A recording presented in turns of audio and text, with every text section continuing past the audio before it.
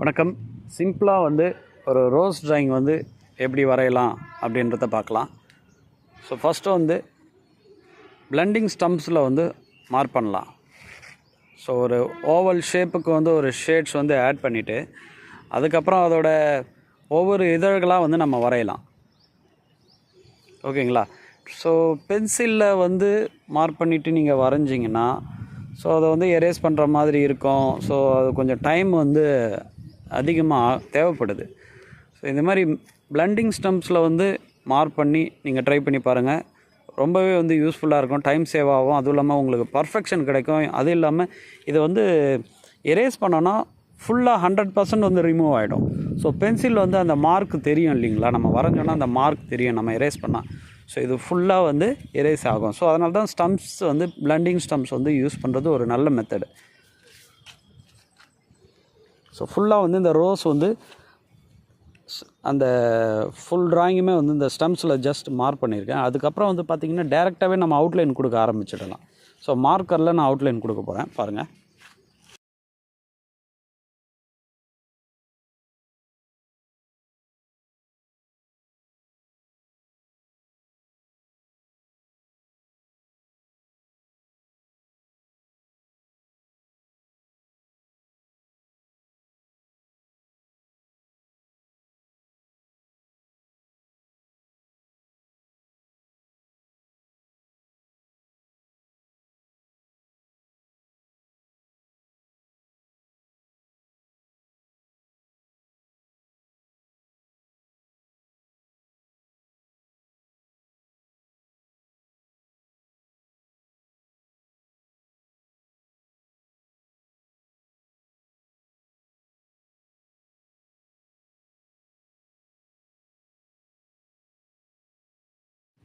இப்போ பாருங்கள், ஃபுல்லாகவே பார்த்திங்கன்னா அதில் மார்க்கரில் அவுட்லைன் கொடுக்குறோம்.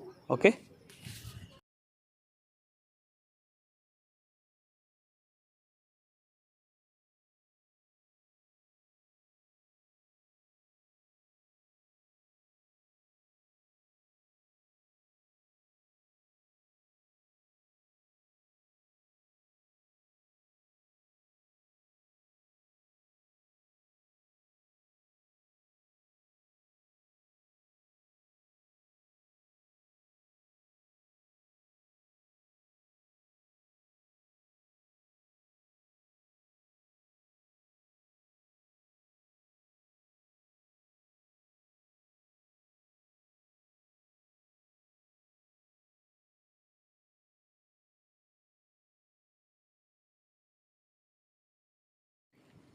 ஸோ அதோட லீஃப், இந்த ரோஸோட லீஃப் இப்போது ட்ரா பண்ணுறோம்.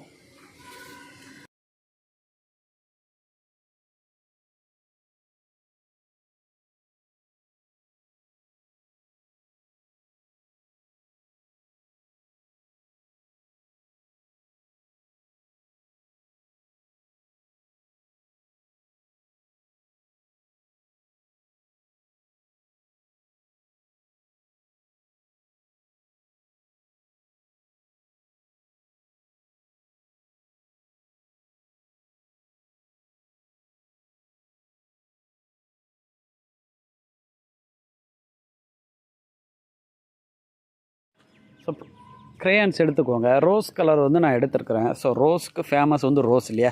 ஸோ ரோஸ் கலர் எடுத்திருக்கேன். ஸோ ஃபுல்லாக லைட்டாக ஷேட் கொடுத்துக்கோங்க. ஸோ பின்னாடி நான் சொல்கிறேன் எந்த இடத்துல டார்க் ஷேடு வைக்கணும்னு சொல்லிட்டு நான் பின்தொடர்ந்து பாருங்கள், நான் சொல்கிறேன்.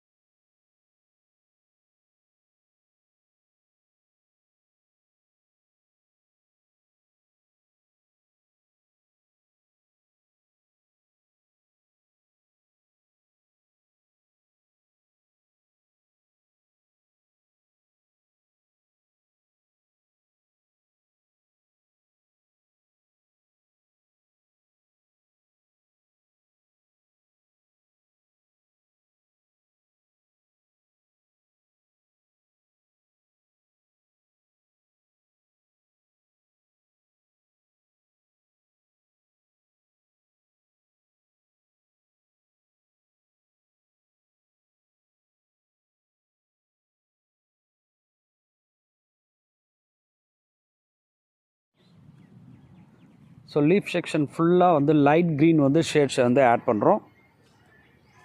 ஃபுல்லாக வந்து லைட் க்ரீன் ஷேட்ஸ்.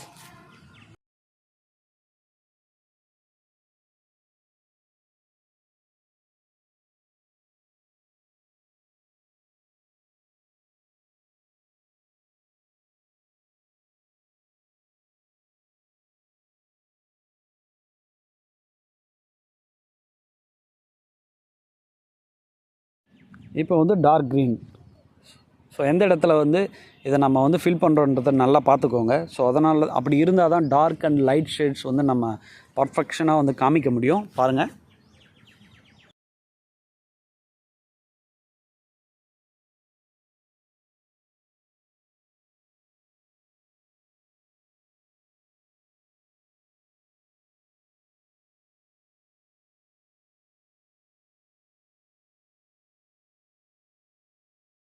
ஸோ நீங்கள் வந்து காம்படிஷன் சப்ஜெக்டில் நீங்கள் வரைய போகிறீங்கன்னா, ஃப்ளவர்னால் ரோஸ் வந்து எடுக்கிறீங்கன்னு வச்சுக்கோங்களேன். நீங்கள் வந்து இந்த ஒரு ஃப்ளவரோடு நீங்கள் விட்டுறக்கூடாது. பேக்ரவுண்டில் வந்து இன்னும் வந்து அந்த மொட்டுள்ள ஒரு ரோஜாவாக நம்ம வரையோம் இல்லையா, அந்த மொட்டு இருக்கிற மாதிரி. ஸோ அந்த மாதிரியும் வந்து பேக்ரவுண்டில் அப்புறம் இன்னும் ஒரு 2-3 ரோஜா வந்து வரைஞ்சிங்கன்னா காம்படிஷனில் வின் ஆக நிறையவே வாய்ப்பு இருக்குது. ஏன்னா கஷ்டமாக இருக்கிற ட்ராயிங்கை தான் வந்து செலக்ட் பண்ணுவாங்க.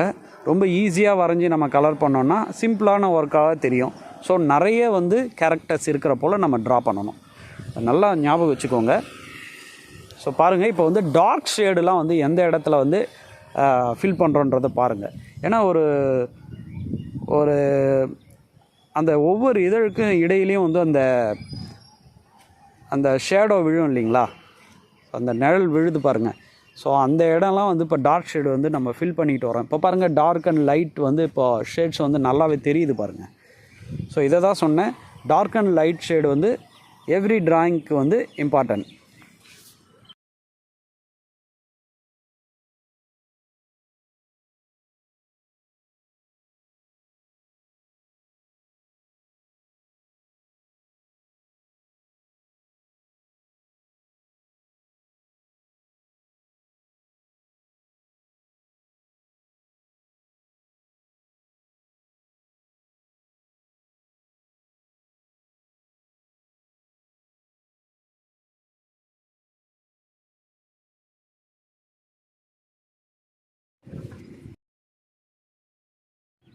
ஸோ இது வந்து பேக்ரவுண்ட் வந்து ஜஸ்ட்டு பேக்ரவுண்ட் வந்து கலர்ஸ் வந்து ஆட் பண்ணுறோம். இதில் 2-3 கலர்லாம் வந்து நம்ம ஃபில் பண்ண போகிறோம் பாருங்கள்.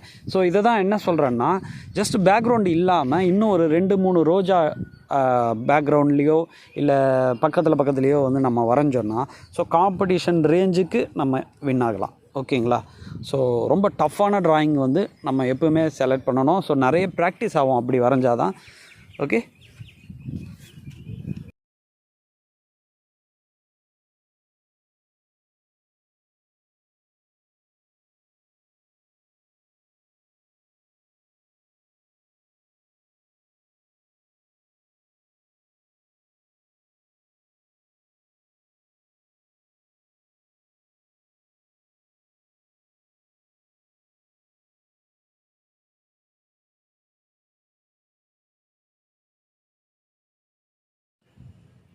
இப்போ வந்து ரெட் கலர் ஷேட்ஸ் வந்து கம்ப்ளீட் பண்ணியாச்சு. இப்போ அடுத்தது எல்லோ கலர் வந்து ஆட் பண்ணுறோம் பாருங்கள்.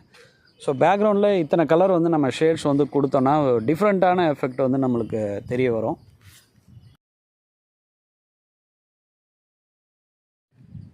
ஸோ நல்லா வந்திருக்கு பாருங்கள், நான் சொன்ன மாதிரி. ஸோ பேக்ரவுண்டில் மல்டி கலரில் ஒரு டிஃப்ரெண்ட்டான ஷேட்ஸ் எஃபெக்ட்டு ஹைலைட்டாக தெரியுது பாருங்கள். ஸோ நல்லா ப்ராக்டிஸ் பண்ணுங்கள். ஸோ மார்ஜின் அழகாக போட்டுக்கோங்க, நல்லா வரைங்க, ப்ராக்டிஸ் பண்ணுங்கள். தேங்க்யூ.